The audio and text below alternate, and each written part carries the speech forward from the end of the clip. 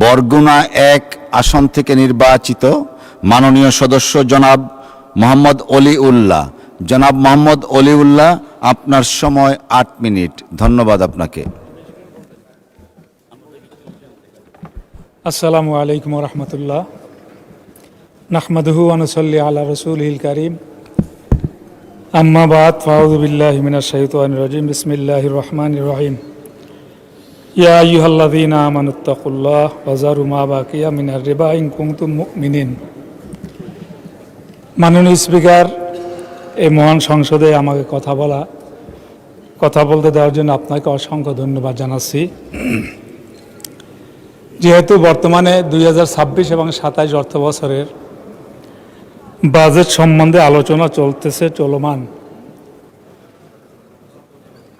আমাদের অর্থমন্ত্রী কিছুদিন পূর্বে বাজেট পেশ করছেন। যে বাজেট ধরা হয়েছে 9,38,000 কোটি টাকা। আসলেই আমি মনে করি, বাংলাদেশের প্রত্যেকটা মানুষ মনে করে, বাংলার ইতিহাসের একটা শ্রেষ্ঠতম বাজেট। এ বাজেটে বিগত দিনে যত সরকার আসলে বাজেট পেশ করছেন, সেক্ষেত্রে দেখা গেছে এটা একটা গরিবদের উপরে আসর পড়ে। আর আমি মনে করি বর্তমানে বাজেটের বিভিন্ন দিক থেকে করকে মওকুফ করার কারণে গরিবদের উপরে সে ধরনের বিরূপ কোনো আচরণ পড়বে কিনা আমার জানা নেই। তবে এই বাজেটের পাশাপাশি কিছু অন্য দিকও আছে। যেহেতু জায়গায় সরকার দলীয় লোক এবং বিরোধী দলীয় লোক, এ জায়গায় মাননীয় সংসদ সদস্যরা 2 শ্রেণীতে বিভক্ত। আমি কিন্তু আসলে সরকার দলীয় না, বিরোধী দলীয় না।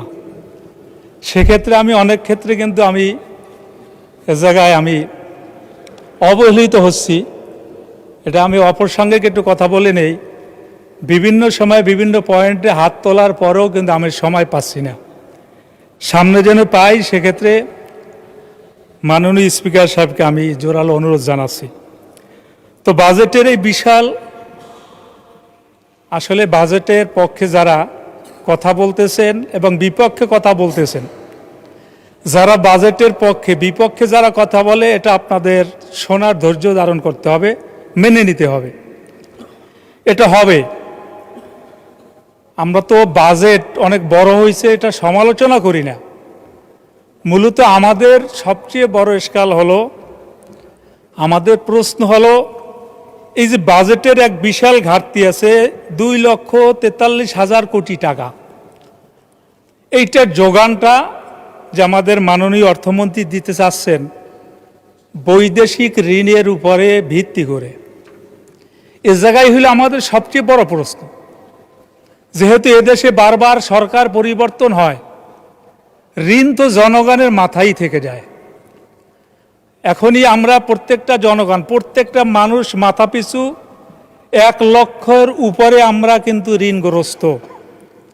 এটার উপরে যদি আবার ঋণ নিয়ে আবার যদি সে বাজেটটা আবার সম্পূরক করা হয়, হয়তোবা সবাই চিরদিন কিন্তু ক্ষমতায় থাকবেন না, কিন্তু ঋণের বোঝাটা কিন্তু আম জনগণের উপরই বর্তাবে। সে জায়গায় হলো আমাদের সবচেয়ে বড় কথা, বড় প্রশ্ন।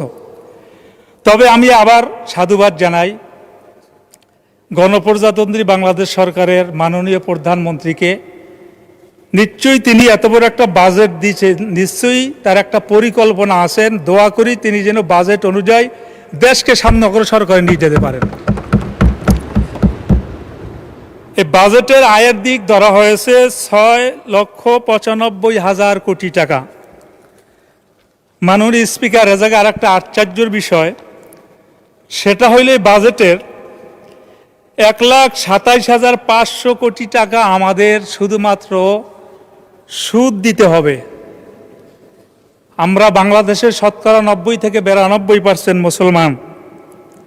এই দেশে বারবার আমরা সুদের উপরে কেন ব্যাসেস করি, এটা আমার প্রশ্ন।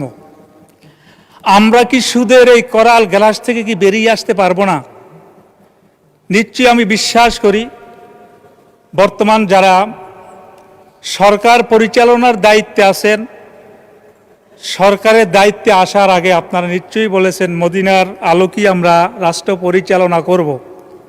কিন্তু আমার প্রশ্ন হলো, যেই বাজেটের ব্যাপারে সুদকে আমি মনে করি এ জায়গায় অগ্রাধিকার দেওয়া হয়েছে, পাশাপাশি জাকাতকে এ জায়গা থেকে মাইনাস করা হয়েছে, এর দ্বারা আসলে মদিনার আলোকে রাষ্ট্র পরিচালনা করা কতটুকু যুক্তিযুক্ত, আমি সে প্রশ্নটা আমি এই মহান সংসদে রাখলাম। মাননীয় স্পিকার, এ জায়গায় শিক্ষা খাতে 15.8% এ জায়গায় বাজেট ধরা হয়েছে মূল বাজেটের। এটা একটা ইতিহাস বিরল। আমি এ জায়গায় মাননীয় শিক্ষামন্ত্রীকে আমার আন্তরিক অভিনন্দন জ্ঞাপন করছি, কারণ তিনি এর আগে যখন বিএনপির আমলে শিক্ষামন্ত্রী ছিলেন তখন আমি অধ্যয়নরত ছাত্র। ওই সময় আমরা নকলের কল্পনাও করতে পারি নাই, কিন্তু পরবর্তীতে আবার এদেশের শিক্ষা খাতে নকলের সরাসরি আবার এবছর মাননীয় শিক্ষামন্ত্রীর হস্তক্ষেপের দ্বারা এবছর আমি বিশ্বাস করি আবার নকল মুক্ত একটা পরীক্ষা বাংলার জমিনে হয়েছে। এই জন্য তাকে আন্তরিক অভিনন্দন জ্ঞাপন করছি। মাননীয় স্পিকার, শিক্ষা খাতে যে 15.8% যে বরাদ্দটা দেওয়া হয়েছে অত্যন্ত পরিতাপের বিষয়। এ জায়গায় একটা বিশাল জনগোষ্ঠী কওমিয়া মাদ্রাসা আছে। এ ব্যাপারে অর্থমন্ত্রী কওমিয়া মাদ্রাসার শিক্ষার ব্যাপারে কতটুকু গুরুক্ষেপ করবেন জানি না, তবে এই মহান সংসদে আমি জোরালো দাবি জানাচ্ছি, কওমিয়া মাদ্রাসা এরা কিন্তু বাংলাদেশের ভিতরে 80,000-এর মতো কওমি মাদ্রাসা আছে, এরপরে 10 লক্ষের মতো শিক্ষক আছে, কয়েক লক্ষ শিক্ষার্থী আছে। এই 80,000 মাদ্রাসায় এই কয়েক লক্ষ শিক্ষার্থীদের জন্য এই আলেম ওলামারা কীভাবে, সেটা আমরা আপনার কাছে জোরালো দাবি জানাচ্ছি। পাশাপাশি স্বতন্ত্র ইবতেদায়ী মাদ্রাসা কিছুদিন আগে আমরা দেখেছি তারা কিন্তু জায়গায় ধর্মঘট পর্যন্ত করছে। আমি আশা করি শিক্ষামন্ত্রী স্বতন্ত্র ইবতেদায়ী যারা জাতীয়করণ চাচ্ছে, সরকারিকরণ চাচ্ছে, এদের ব্যাপারে একটা কার্যকরী পদক্ষেপ নেবেন বলে আমি বিশ্বাস করি। মাননীয় স্পিকার, আমরা জানি বিগত দিনে আমাদের এদেশে চামড়া শিল্প একটা আয়ের এক বড় মাধ্যম ছিল, কিন্তু বিগত সরকারগুলো চামড়া শিল্পকে সমূলে ধ্বংস করে দিয়েছে।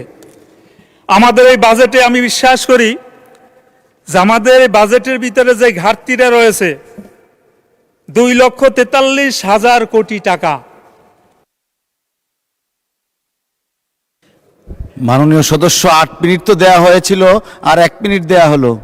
মাননীয় স্পিকার, আমি এই জন্য বাড়িয়ে চাচ্ছি, যেহেতু আমি সরকারি দলেরও না আর অপোজিশন দলেরও না, এই জন্য বাড়িয়ে চাচ্ছি, আর এলাকার কথা তো কিছু বলাই হলো না, তো আমি সংক্ষেপে বলতেছি। মাননীয় স্পিকার, এবছর যদি চামড়ার খাতটা সরকার যদি পুরোপুরিভাবে আগে যেভাবে চামড়াটা বিদেশে পাচার করা হতো, বিদেশে আমরা রপ্তানি করে আমরা প্রচুর পরিমাণে বিদেশি অর্থ আমরা অর্জন করতাম, সে প্রক্রিয়া যদি অবলম্বন করা হতো, আমার মনে হয় আজকে আমাদের মাননীয় মন্ত্রী তিনি যে 2,43,000 কোটি টাকা ঘাটতি দেখাইছেন, আমার মনে হয় চামড়া খাত থেকে সে ঘাটতিটা উঠে আসতো।